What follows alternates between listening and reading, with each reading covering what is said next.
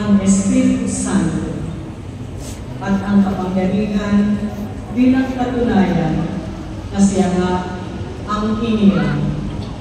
Sapagkat sumasa kanya ang Diyos, saan man siya kumaroon, ay gumagawa siya ng kabutihan at nagpapagaling sa lahat ng pinahihirapan ng diablo.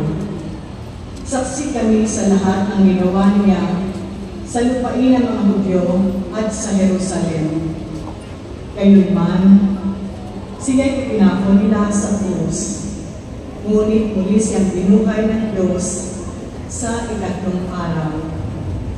Napakita siya hindi sa lahat ng tao, kundi sa amin lamang na ang noong pangkunay hinihinga ng Diyos bilang mga saksi.